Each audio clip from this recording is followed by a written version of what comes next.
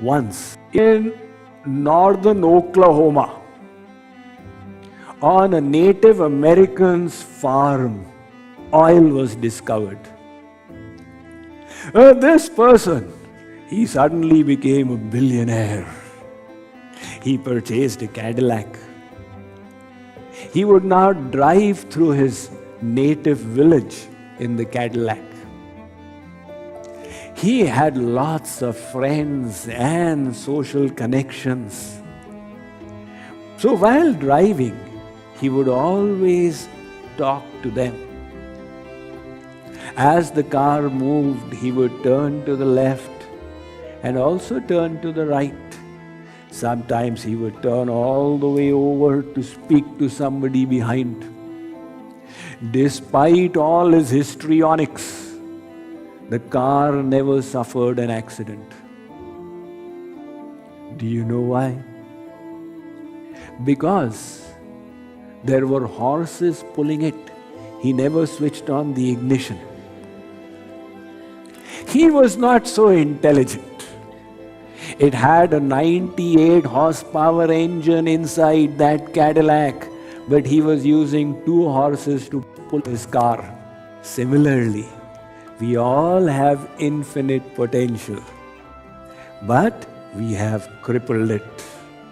So what are the things that cripple it? Firstly is our false beliefs. If you have created a false belief, now is the time to shed it. Or remove this belief that you are a bag of chemicals. Second, get out of your comfort zone in terms of your emotions and also your beliefs.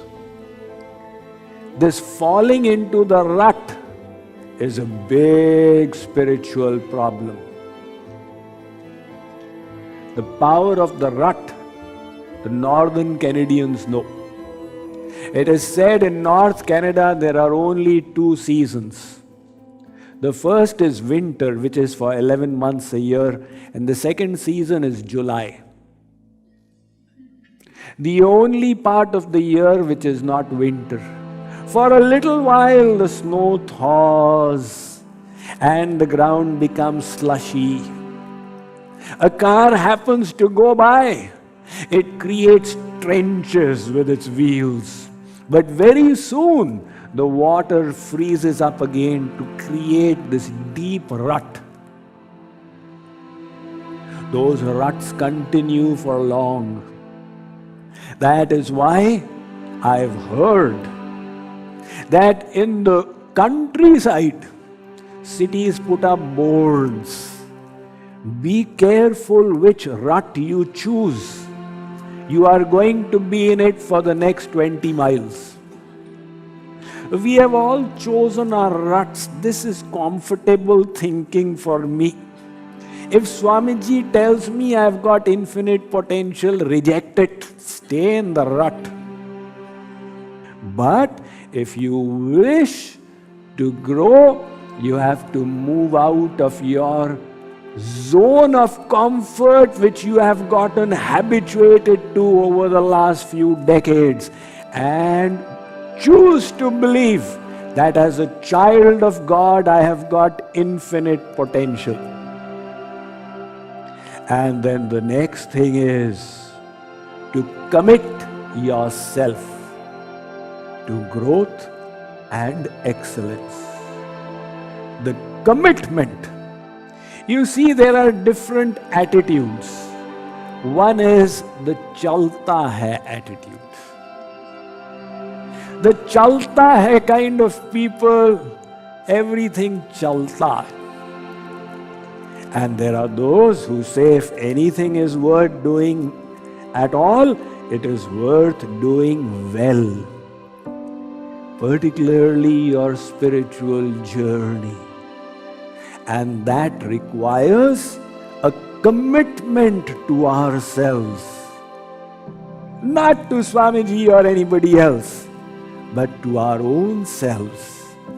To strive for excellence to the best of our ability. Those who attained God realizations were the ones who had this temperament and internal attitude. Take a look at Dhruva. He was only a 4-year-old. When he was departing to the forest as a 4-year-old, Narad met him and said, "What do you want to do?" He said, "I wish to meet God." Narad said, "Forget it. I'll offer you some gold and jewels. Why don't you take that?" No compromise. So Narad tried again. He said, there is so many wild animals out there, they can get at you. Dhruva said, "God will grace me because I am on the right path." Narad said, "Big yogis have strived for God and not attained Him in one lifetime. You are a 4-year-old, you wish to attain Him?" Dhruva responded very brilliantly. He said, "Those yogis did not have a guru like yourself. I do. I am confident I will." Narad tested his disciple and then blessed him. He taught him the sadhana, go and do it. And in the space of 4 months, Dhruva achieved God realization through the attitude, the mindset of commitment to excellence.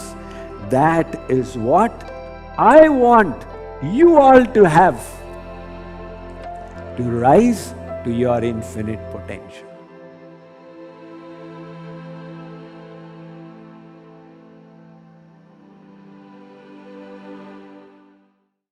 I just have one word for my experience of this retreat, and it's priceless.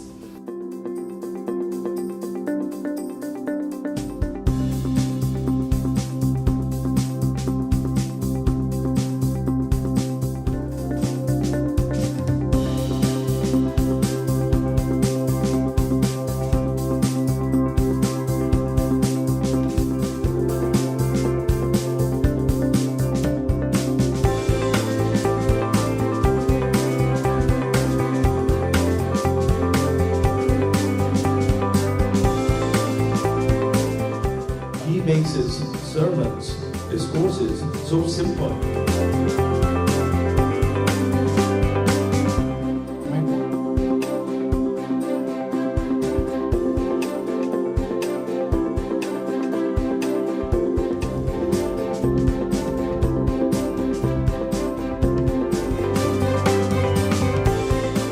These have been the most beautiful 3 days of my life.